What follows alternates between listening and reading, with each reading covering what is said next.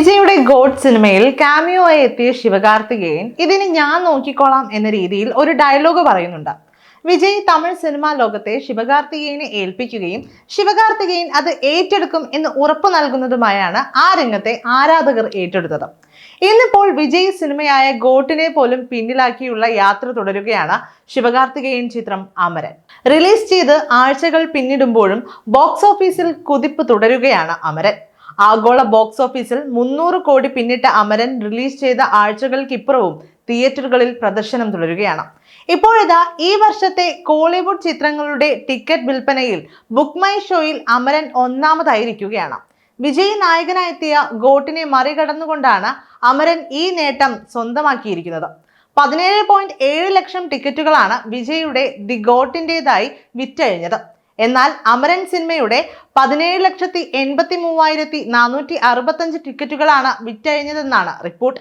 സിനിമയുടെ ജനപ്രീതി കണക്കിലെടുത്ത് ചിത്രം OTTയിൽ എത്താൻ വൈകുമെന്നും റിപ്പോർട്ടുകൾ ഉണ്ടായിരുന്നു.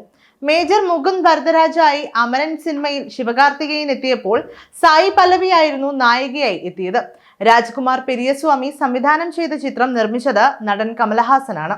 ഇതോടെ വിജയ് കൈമാറിയ തമിഴ് സിനിമയെ ഏറ്റെടുത്ത് മുന്നോട്ട് പോകാൻ തനിക്കാകുമെന്ന് തെളിയിച്ചിരിക്കുകയാണ് ശിവകാർത്തികേയൻ. മാത്രവുമല്ല, ഒട്ടേറെ പുതിയ ചിത്രങ്ങളും ശിവകാർത്തികേയൻ്റെതായി അണിയറയിൽ ഒരുങ്ങുന്നുണ്ട്. അതിൽ തന്നെ സുധാ കൊങ്കരയുടെ സംവിധാനത്തിൽ ശിവകാർത്തികേയൻ നായകനാകുന്ന ചിത്രത്തിന്റെ പൂജാ ചടങ്ങുകൾ ചെന്നൈയിൽ വെച്ച് നടന്നതായി റിപ്പോർട്ടുകൾ എത്തിയിരിക്കുകയാണ്. അടുത്ത വർഷമായിരിക്കും സിനിമയുടെ ചിത്രീകരണം നടക്കുക.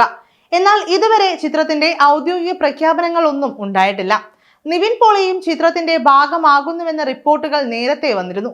സിനിമയിൽ വില്ലൻ വേഷത്തിലാകും എത്തുക എന്നാണ് തമിഴ് മാധ്യമങ്ങൾ റിപ്പോർട്ട് ചെയ്തത്. സുധാ കൊങ്കര നേരത്തെ സൂര്യ, ദുൽഖർ സൽമാൻ എന്നിവരെ വെച്ച് പ്രഖ്യാപിച്ച പുറ 400 എന്ന ചിത്രമാണ് SK25 എന്നും റിപ്പോർട്ടുകളുണ്ട്. GV പ്രകാശ് കുമാറാണ് SK25ന്റെ സംഗീതം. അദ്ദേഹം തന്നെ മുൻപ് ഒരു അഭിമുഖത്തിൽ പുറ 400 ഉപേക്ഷിച്ചിട്ടില്ലെന്നും അണിയറയിൽ ഒരുങ്ങുന്നുണ്ട് എന്നും പറഞ്ഞിരുന്നു. ഒരു പീരിയഡ് ഡ്രാമയായിരിക്കും ഇത് എന്നും സൂചനകളുണ്ട്. നിലവിൽ ശിവകാർത്തികേയൻ AR മുരുകദോസിനൊപ്പമുള്ള ചിത്രത്തിലാണ് വർക്ക് ചെയ്യുന്നത്.